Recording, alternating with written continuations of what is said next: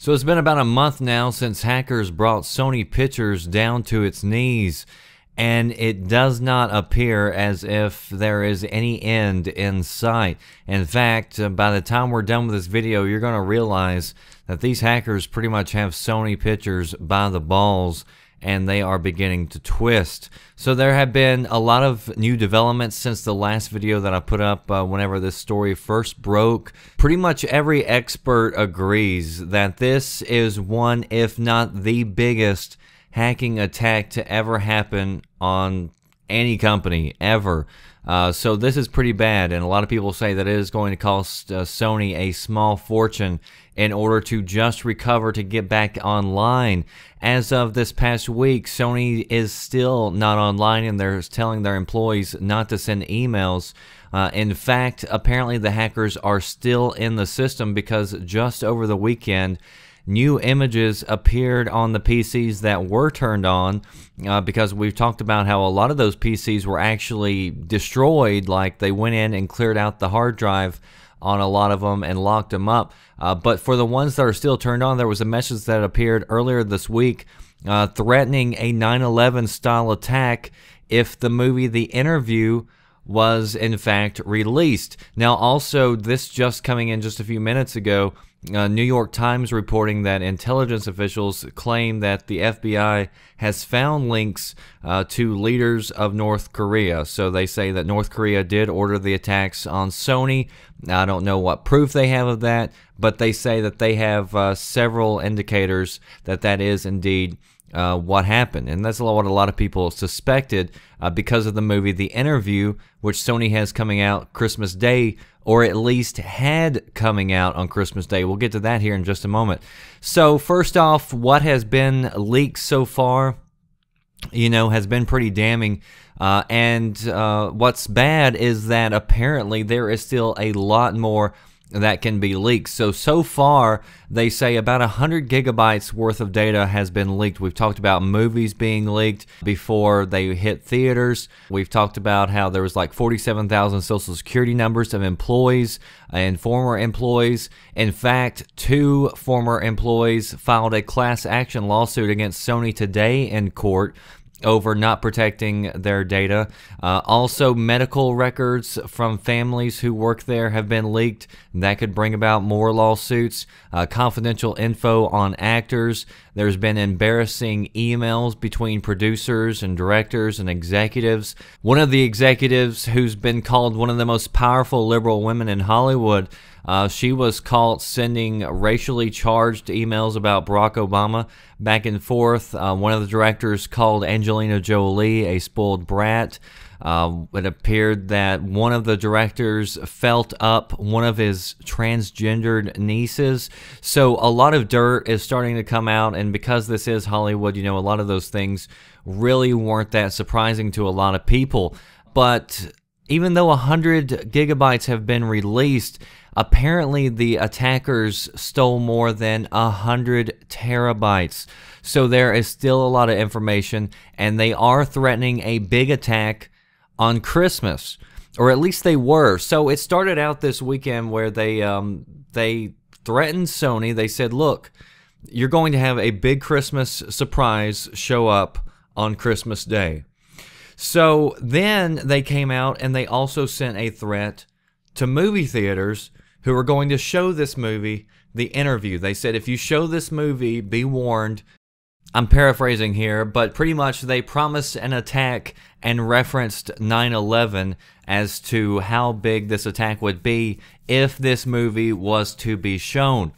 So then, after these threats had been announced, Sony came out and sent a message to all the theater chains.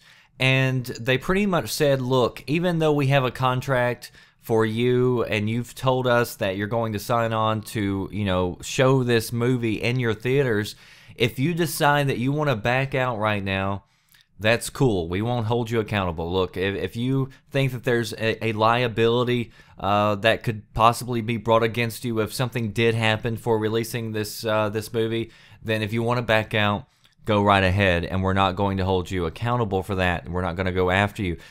Now, I honestly thought that this was a pretty good move by Sony, a good PR move. But then just a few hours ago, Sony threw in the towel. They decided to bow down and roll over. And they are pulling the movie The Interview on Christmas Day. So they're not going to be showing it. They're not going to be distributing it to anybody. And that's kind of scary when you think about it. Because these people have Sony by the balls so much that they have halted what Sony can do. And it doesn't just affect Sony. This is already spreading and having other implications. I just saw a story flash across where a Steve Carell movie about North Korea has now been scraped. So basically you have Hollywood throwing up their hands and surrendering and censoring certain projects simply because they might offend somebody. They might offend somebody who already hates us and hates everything that we stand for. And it really makes you stop to wonder what sort of dirt the hackers have on Sony to make Sony bend over backwards in order to meet these demands. And another thing that's really disturbing about this whole ordeal is, one, there were also several reports from supposed insiders who said that Sony's security team was a joke and that the leaders had decided that the money it was allocated, it was better financially to take the risk to allow security holes to remain open and to just take the risk and probability that you may not be hit. And if you are hit, well, we can just handle with the lawsuits or whatever else and it won't be that big of a deal. But that made more financial sense than investing money into trying to close the security holes that they were aware of. Because apparently there were a lot of security holes that was made aware to them in the last few months.